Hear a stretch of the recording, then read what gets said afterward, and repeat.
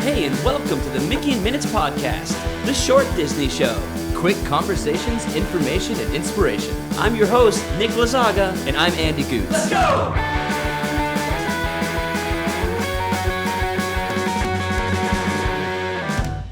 Hey, what's going on, Andrew? Good evening, Sir Nicholas. I had a really good time at Mickey in Minutes Mondays last week, man. Dude, that was fun, right? Min Mondays live. If you haven't caught one of those, every Monday, 8 p.m. Central Time, we go live and we talk about Disney news, whatever hot topics there are, and it's a lot of fun. Yeah, it's great. It's honestly just a fun time to riff a little bit and to cover some topics that aren't really worthy of an entire podcast episode, but it's still Disney related, and we know y'all still want to hear about it. Yeah, and the best part is we get to talk to you guys. Yes, that is the best part. Everybody that chimed in and pinged us while we were live, it's great. It's so much more fun and engaging, and we really, really love hearing from y'all. Yeah, it's super fun. So yeah, join us next Monday. So we got an interesting topic today, man. Hilarious. We kind of topic. alluded to it during the Min Monday, actually. We did, and it's a topic that you don't really think about until it gets brought up, and then you realize how prevalent it is in the Disney universe. Yeah, they kind of do this thing a lot. So we're going to talk about the times that Disney makes us tiny. Either shrinks us or puts us to the same perspective of an animal size. Times that we just felt small in Disney. Not necessarily the times that Disney made us as fans feel small. Don't worry, Bob Chapek can't hurt us anymore. Or our wallets feel small. Yeah, they definitely deflate our wallets. But yeah, so as people, as spectators, we were shrunk. Exactly. And, if you know a little bit about Disney history, you know that Walt Disney, first of all, was a fan of tiny things. Yeah. Right? He was a big fan of miniatures. That's one of the things that made him want to make Disneyland, was he liked to make tiny train sets and tiny things. And the iconic Epcot model, right? That's all tiny, but to scale is exactly huge. That you can see in the People Mover. That's kind of the opposite of what we're talking about. So like Disney loved tiny things, and then Disney flipped it around and was like, you know what? Let's make our guests tiny. Because why not? Because why not? So, it's a fun thing, and it's like an easy to implement, but also it adds to the magic, right? It's a magical thing that you could feel. So this kind of started with an attraction called Adventure Through Inner Space. That was in Disneyland's Tomorrowland, and it was presented by the Monsanto Company. Have you heard of this attraction? I wouldn't say do you remember it, because we were not born. Because I'll be real with you, man. I have not. I don't remember this. I haven't heard of this. Tell me more. When Walt Disney was redoing Tomorrowland in Disneyland, he had this really cool idea during a Disneyland episode called Our Friend the Atom for an atomic-themed exhibit in Tomorrowland. Okay. And so then they decided to make this attraction called Adventure Through Inner Space. So the idea is that you get shrunk down smaller than the size of an atom by what's called the mighty microscope, so that you could explore things like the molecules of a snowflake. And was this a dark ride, or it was a dark ride? Okay. In fact, this was the first Omnimover ride. So the Omnimover, that's the ride vehicle, like in the Haunted Mansion, that takes you slowly through show scenes. Designed, the Omnimover ride vehicle was designed by Bob Gurr. And this replaced the Monsanto Hall of Chemistry, which was an attraction at Disneyland. Super interesting, right? Yeah. So another connection to the Haunted Mansion is that Adventure Through Inner Space was narrated by Paul Frees. Oh, yeah, that guy's iconic. Yes, and one of my favorite things about Adventure Through Inner Space was they had a Sherman Brothers song called Miracles from Molecules. Oh, what? And yeah, man, look it up on YouTube. There's lots of cool ride-throughs. Very cool attraction. But as far as I can see, that's the first time that Disney parks shrunk us. Okay.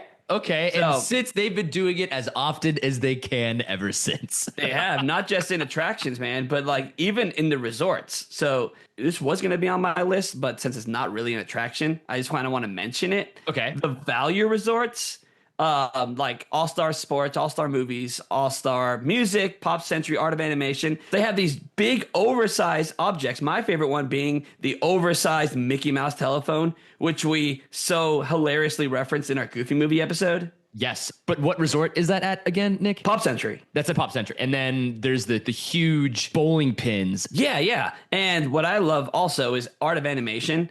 They have the oversized Finding Nemo characters. So it's like you're in the ocean next to a gigantic like stingray. And that's right. So cool. And they also have huge Lion King characters there too, right? Yeah, exactly. So by comparison, you are tiny. Okay. So, all right, if the characters around you are huge, that means you are tiny.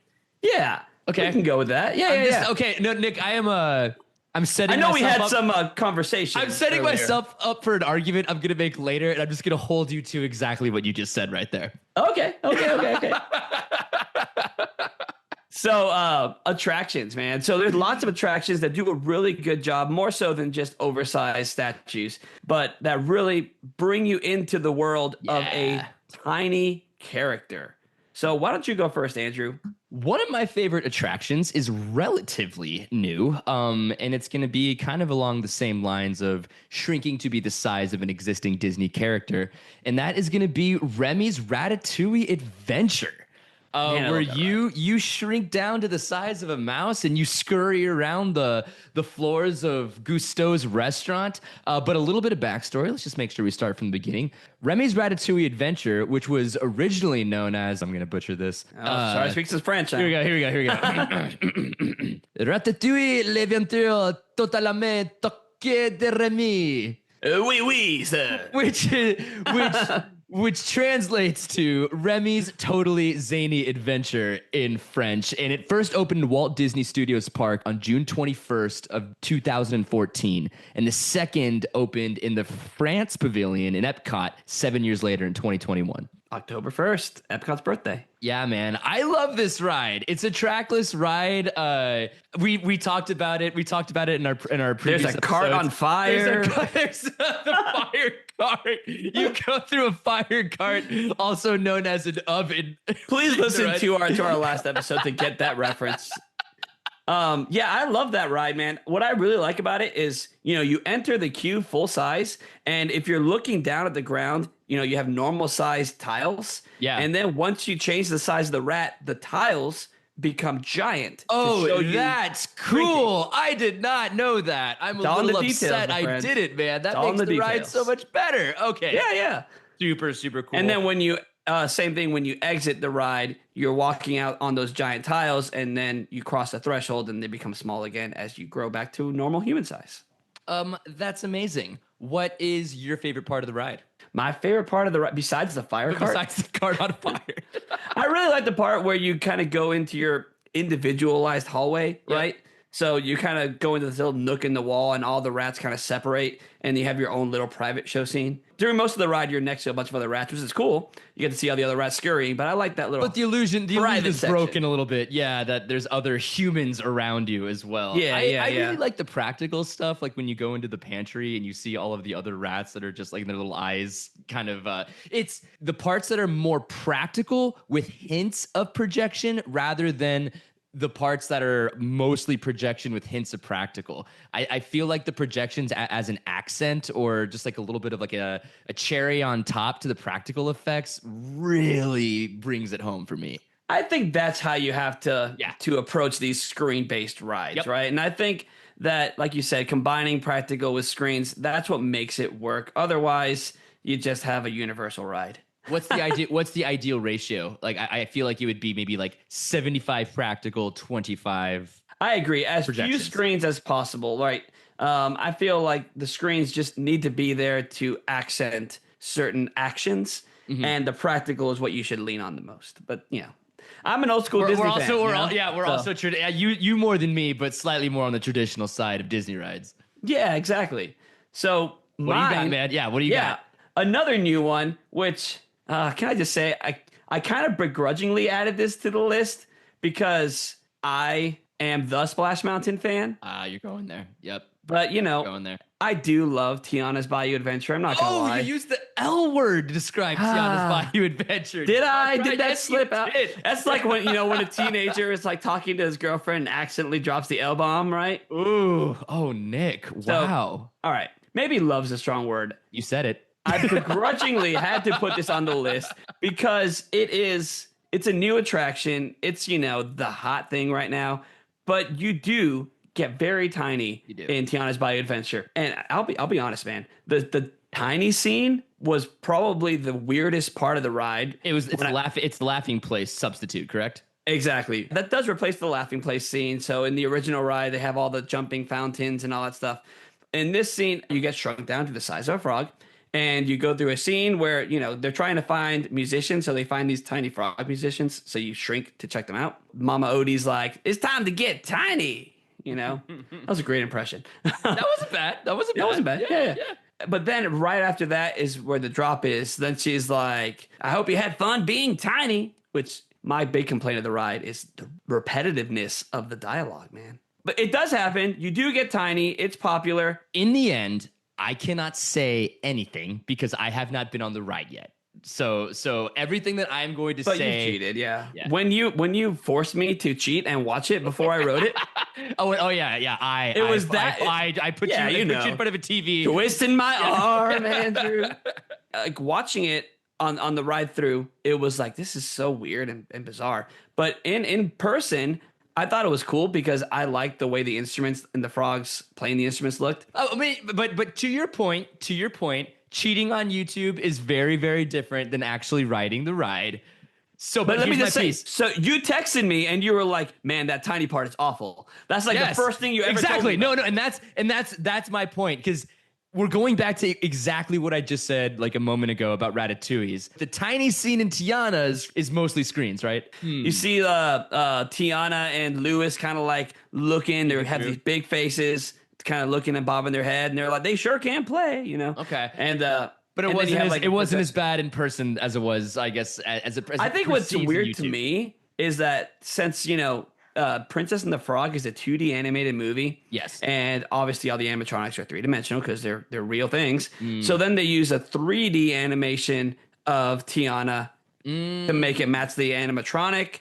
And it just kind of was a little jarring to me because I'm just used to seeing her in 2D, But maybe that's just me being picky. No, I don't know, man. That's a good point. And I'm now thinking about the animatronics of Tiana. Comparing they're cool animatronics when they work, though. So Tiana's Bayou Adventure, it opened in the Magic Kingdom on June 28th, 2024. And then it opened in Disneyland on November 15th, 2024.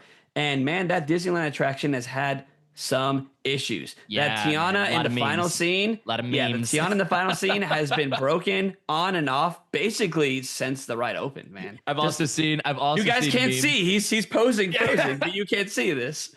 I've also seen that in the tiny scene, in the laughing place scene, like sometimes the projectors are out and it's just blank. So when I rode Tiana's Bayou Adventure twice. At the end of the tiny scene, when Mama Odie makes you big again, she's supposed to have a screen above you. Yeah. And when that screen isn't working, they just have like an image, a still image of leaves, because it's supposed to be like in a tree. Oh, okay. And that's how it was. So I've never seen that screen on. Okay. But I rode twice on the same day, so that's not, Okay. But all the other animatronics were working for you. Tiana worked at the very end? Everything else worked. That's the only thing that didn't work. But, the ride's cool. And I found that part fun because the frogs are fun. They're kind of goofy and they're, rocking out. And what I really like is at the end of the ride, in the finale, those frogs are there jamming out, but they're normal frog size. So they're like really small in front of the other musicians. All right, good tie-in. I am willing to give it the benefit of the doubt because I have yet to go on it. I am very excited to ride it. And I have a funny feeling that when I'm done, I'll be happy and I'll be in a good mood. Will you love it? I cannot believe I said that you word. Said it, that man. Was such a slip. Now Freud that was such a slip. I don't know, edit that out. Oh, no, it's staying in, man. It's staying in. I guess I got to own up to it. But Splash Mountain forever, bro. Forever. Yeah. No, of course. Right, what's your next one, man?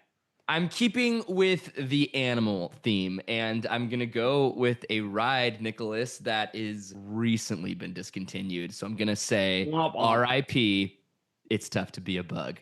Man, it's definitely tough to be a bug now. They've been displaced. Yes, they have. Yes, evicted. They've been evicted out of Home Tree. They've been out of the Tree of Life. Out of the Tree of Life. Yeah, man. It's tough to be a bug. The attraction opened in Disney's Animal Kingdom at the Walt Disney World Resort on April 22nd, 1998. 1998, man. It actually opened before the movie came out. You know that? It did. 7 months before the movie came out. Sure did. Which is amazing. I mean, they knew A Bug's Life was going to be a huge hit. So, I mean, what a great way to ramp up to that. Yeah, it was just such a great attraction. And again, they really lean into the way that they kind of shrink you, kind of like Remy's Ratatouille Adventure does. It's gradual. It's slow. Exactly. Yeah.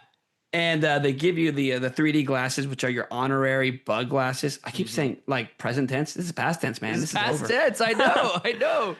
I love the bug eyes. They have the little antennae on the glasses. And the show is fantastic. The show is fantastic. The waiting area right before the doors open, when they're playing just kind of the crickets in the background. You see the movie posters for bug themed pun movies. Oh yeah, all the like the Broadway productions. Exactly. Yeah. They're playing the Beauty and the Bees music. Yes, exactly. I had the Disney World like CD set. Growing up, and it had that music on it. It also had the where pollinators. Yeah, it's iconic, man. It's iconic. Yeah, okay. Yeah. No, so were you ever scared of this ride? Yes, absolutely. I was scared of it, man. Yeah, there was, and like I even clearly remember just like an arc of being, I'm scared of this ride. I'm scared of this ride. And then like doing it enough times because my family wanted to do it, even though I was scared of it, that I knew when all of the key things, like I knew when the bugs at the very end were going to poke out of the seats, right? I would cover my face. I would lift up my butt. Like I had that ride on lockdown, man. A little bit. And then I remember a certain day being like, you know what? I'm just gonna ride this out, man. I'm gonna watch this in its entirety. And that was like last year, right? And that was like last year. Yeah, exactly. No, it's so good, man. And that Hopper animatronic was top notch, dude. Oh yeah, coming out like flick from the ceiling, and then Hopper and the smoke coming out of the ground. It was huge. Great. And hilarious show. My biggest thing about this too is the show came out in 1998, right? Think about how many of these 4D animation attractions came out in other theme parks like Universal Studios and and I guess other Disney attractions too. But this is another one which it was probably going to get brought up later on. But this and another attraction kind of, in my eyes, laid the 4D, 3D show for theme parks. Yeah. You're getting ahead of yourself. Yes, we are going to get to the other attraction in a minute. Yes. But I do also want to mention that California had a version of this show as well in their Bugs Land. Yes. So they had an entire land to A Bug's Life, which, talking about shrinking you down. Does you the same thing. Yeah, spend the whole time in a land being shrunk down the size of a bug. And it was just so cool. That version closed to make way for Web Slingers, and then the entire land closed for the rest of Avengers Campus.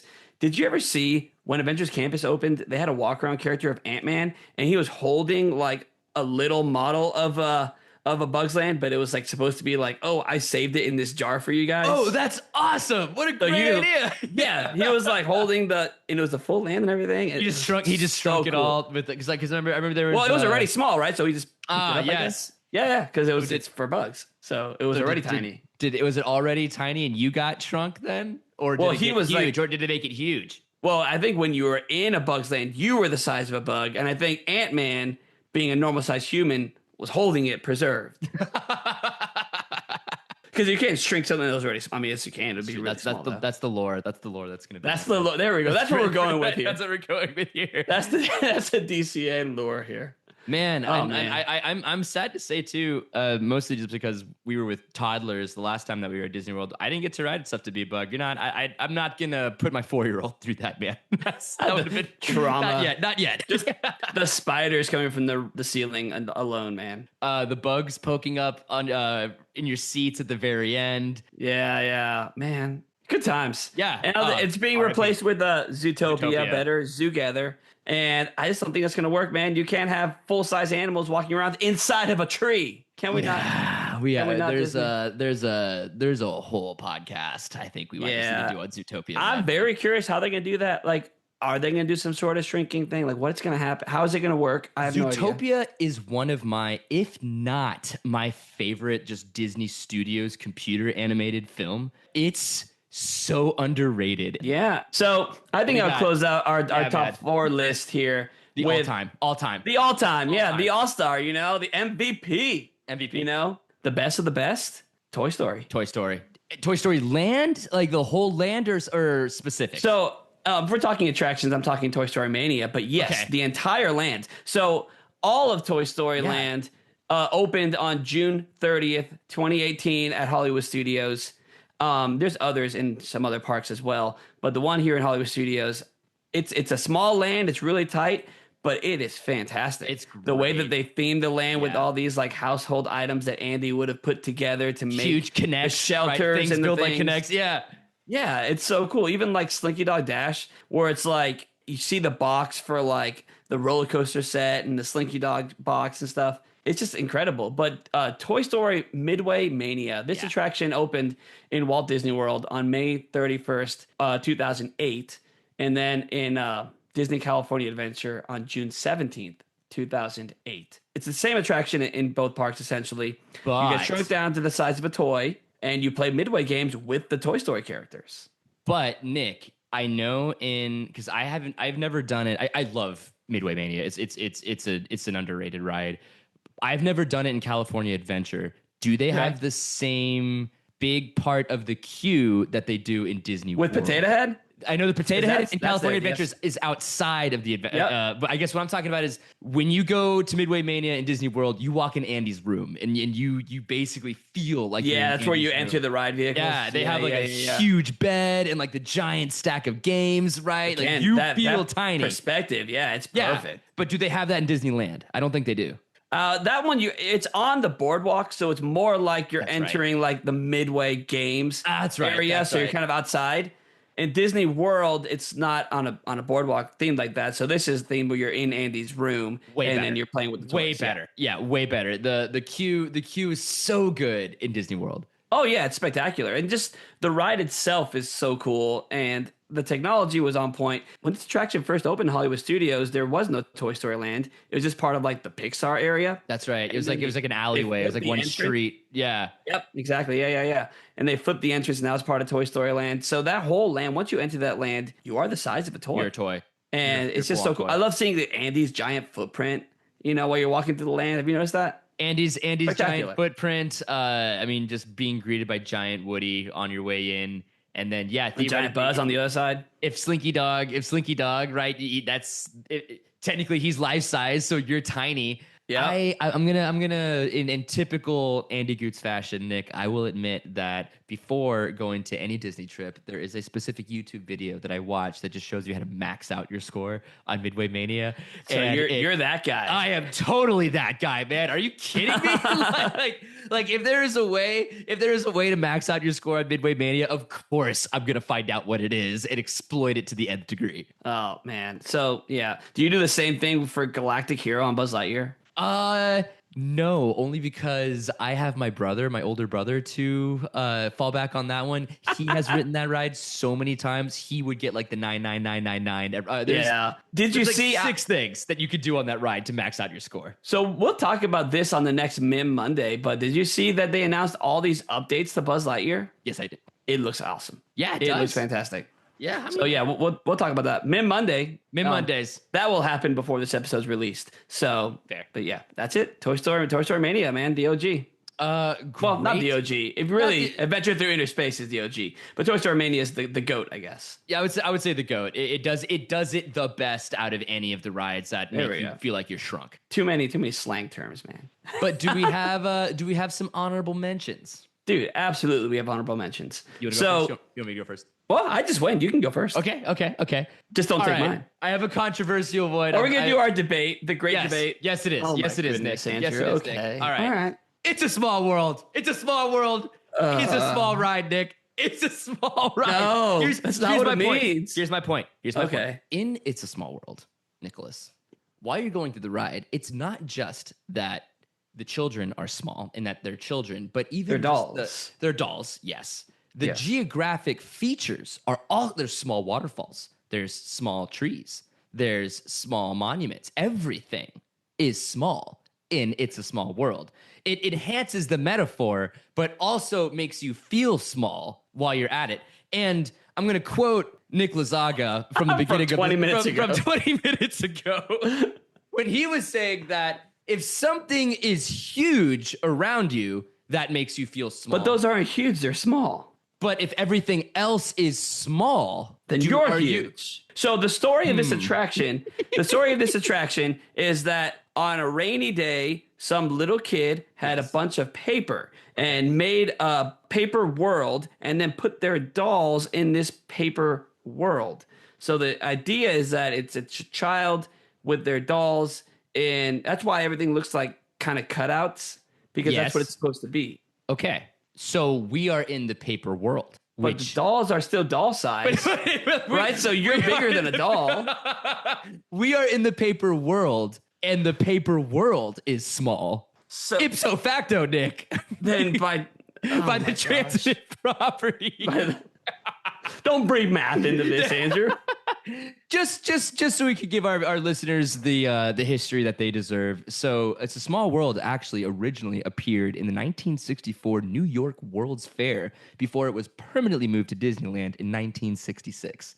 And then, of course, there is a remake in virtually every single one of the Disney parks with slight variations of It's a Small World. But the main theme is the same. You are shrunk down to be small. You're not. You're not. Oh.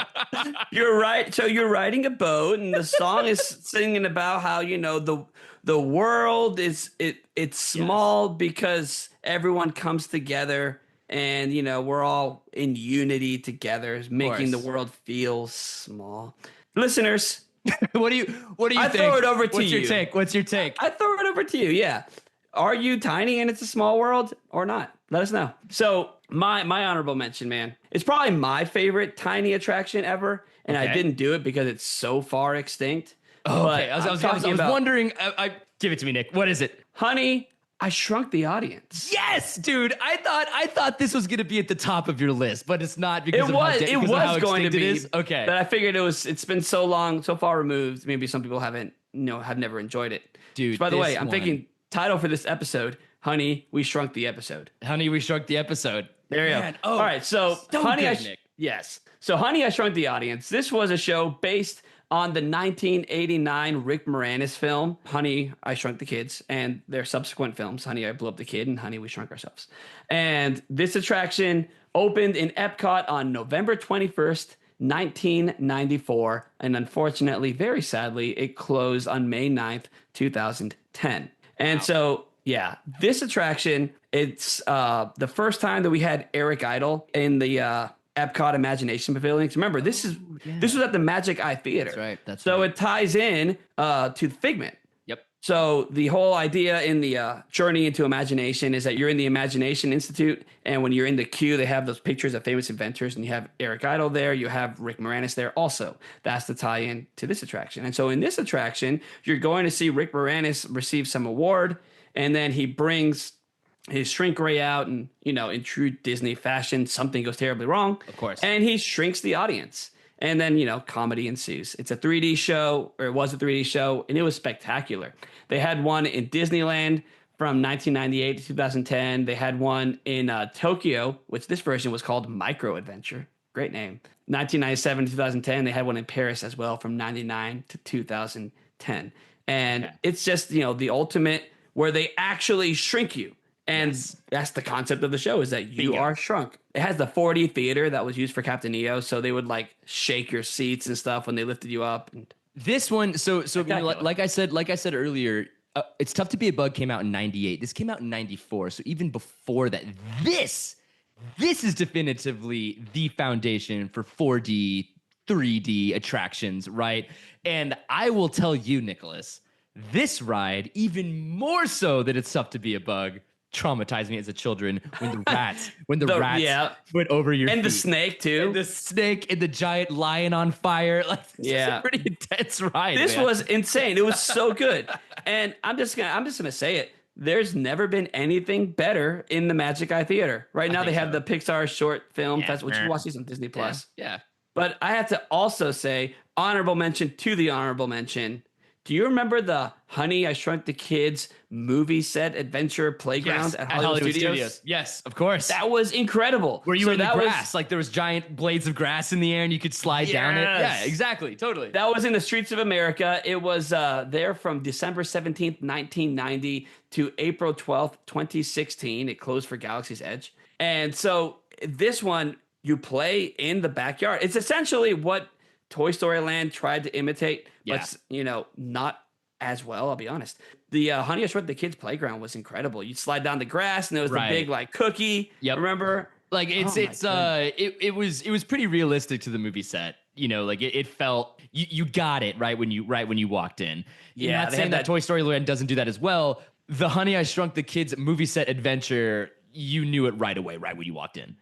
Yeah, and I think since this was more compressed, Toy Story Land is at full land with attractions. This was a playground, so it was more compressed. Yep. So you really felt like, you were running around this area as, itty bitty, super tiny. And they had that the giant dog nose that sprayed the mist at you, and the big Play-Doh container. And gosh, it was so fun, dude. It was like a roll of film too. Remember that? Yeah. You think of what practical effects are now, like Galaxy's Edge, which was the replacement for it, and the big things like the black spires that are in the distance that make things look really big, even though they're really small, what have you. But you forget there were still some bangers back in the day, man. Like they still did it right from the get-go, and all of the stuff that they have now, all of that stuff that's no longer here. These playgrounds, A Bug's Life Land, they laid the foundation for the better things that we have now, such as Avengers Campus and Galaxy's Edge. They did, and one might argue that some of these were actually the better things. Yeah, you could totally. I mean, I'm not going to sit here and say that the Honey I Shrunk the Kids playground is better than Galaxy's Edge. I'm not going to be that guy. No. But it was just the theming was perfect. Honey I Shrunk the Audience, to your point, was still, if not the greatest 4D attraction at a theme park. And the music for Honey I Shrunk the Audience is still in my brain today, man. I can't get it out. I think they should bring it back. They brought Captain EO back for a little bit. Why don't they bring this back? There was a rumor that they were going to make a new Honey I Shrunk the Kids movie reboot starring Josh Gad as Nick. Really? Yeah. That hasn't happened yet. I don't know if it's still going to happen. Some things, especially anything involving Rick Moranis, who's such a legend, and he left Hollywood in the most graceful, beautiful way.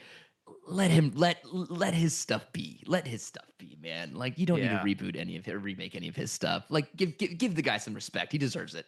All right, last question. Yeah. Best Rick Moranis movie. Ooh, best Rick Moranis. Little Giants. Oh, dude, it's Spaceballs, man. It's Spaceballs. Ooh, I just read a fun fact about Spaceballs on Instagram. It was saying that Mel Brooks had to get George Lucas's approval to just directly parody Star Wars, right? Yeah. And George Lucas said, yeah, fine, but you can't make Lone Star dress like Han Solo. So Mel Brooks said, that's okay. And they dressed Lone Star like Indiana Jones. Yes. I love it. Oh, man. Great fun fact. Still waiting for part 2, The Search for More Money. The Search for More Money. It's so good. Oh, man. This was awesome, Andrew. This was super fun. Hey, guys, I just want to ask all you listeners, first of all, thanks so much for listening to another Mickey Minutes episode. We want to ask you, what is your favorite Disney attraction that's made you tiny, past or present? What's your favorite time you've been tiny in Disney World or Disneyland? Let us know. And as always, please continue to listen to us on Apple Podcasts, Spotify, SoundCloud, or virtually anywhere that you can get podcasts. Yeah, and check us out on Instagram. That's where we do our Mim Mondays live. That's every Monday, 8 p.m. on Instagram. Come chat with us. Come talk about the latest Disney news with us. And yeah, this has been a lot of fun, Andrew. As always, Nicholas, we will see you next time. Thanks again for listening to the Mickey in Minutes podcast. If you liked it, subscribe and leave a review on Apple, Spotify, or YouTube. Follow us at Mickey in Minutes on Instagram and check out mickeyinminutes.weebly.com for more content.